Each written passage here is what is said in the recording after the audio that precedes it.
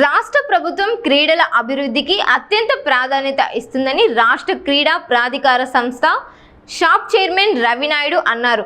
తిరుపతిలోని శ్రీ శ్రీనివాస క్రీడా సముదాయంలో షాప్ నిధులతో నూతనంగా నిర్మించిన అత్యాధునిక బాక్సింగ్ అకాడమీ శిక్షణ కేంద్రాన్ని ఆయన ప్రారంభించారు. ఈ సందర్భంగా అకాడమీలో కల్పించిన అంతర్జాతీయ స్థాయి సౌకర్యాలను పరిశీలించిన రవినాయుడు రాష్ట్రంలో క్రీడా మౌలిక సదుపాయాలను మరింత బలోపేతం చేస్తున్నామని తెలిపారు. తిరుపతిలోని శ్రీ శ్రీనివాస క్రీడా సముదాయంలో షాప్ నిధులతో నిర్మించిన బాక్సింగ్ అకాడమీ శిక్షణ కేంద్రాన్ని రాష్ట్ర క్రీడా ప్రాధికార సంస్థ చైర్మన్ రవినాయుడు ప్రారంభించారు.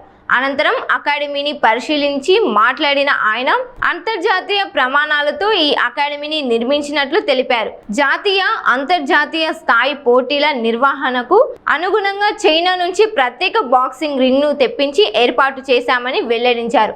అంతర్జాతీయ స్థాయి శిక్షకులను నియమించి క్రీడాకారులకు నాణ్యమైన శిక్షణ అందించేలా చర్యలు తీసుకున్నామన్నారు.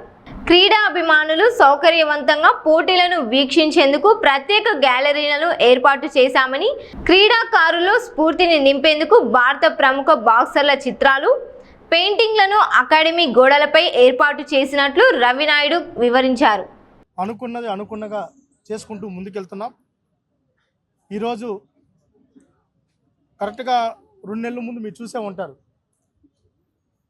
గొలవాని గుంటలో నందమూరి తారక రామారావు గారి స్పోర్ట్స్ పెవిలియన్ ఓపెన్ చేయడం జరిగింది. దాని తర్వాత చంద్రగిరిలో ఇండోర్ స్టేడియంని ఓపెన్ చేయడం జరిగింది. ఈరోజు ఒలింపిక్ స్టాండర్డ్స్తో బాక్సింగ్ రింక్ను తిరుపతిలో క్రీడాకారులకు అందుబాటులోకి తీసుకొని రావడం జరిగింది. ఈ ఒలింపిక్స్ స్థాయికి వెళ్ళాలనేదే మా ఆలోచన. ఇక్కడ యూనివర్సిటీస్ ఉన్నాయి, డిగ్రీ కాలేజీలు ఉన్నాయి. ఇది విద్యా నిలయం తిరుపతి.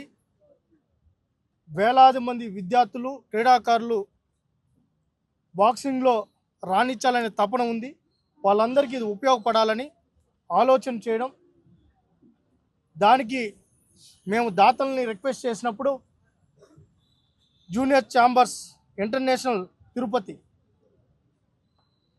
అసోసియేషన్ వారు ముందుకు రావడం జరిగింది. మన ఎవరైతే శేషసాయి, మీ అందరికీ తెలుసు,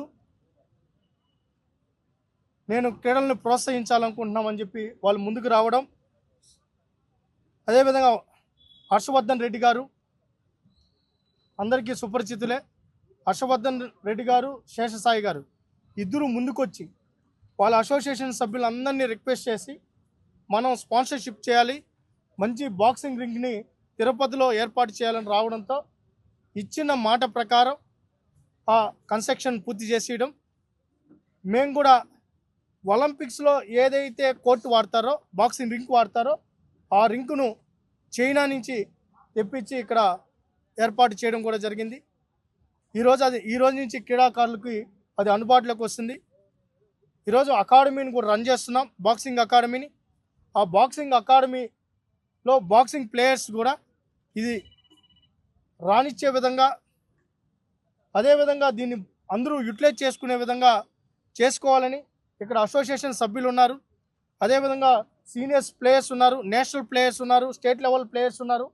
వాళ్ళందరూ దీన్ని ఉపయోగించుకోవాలని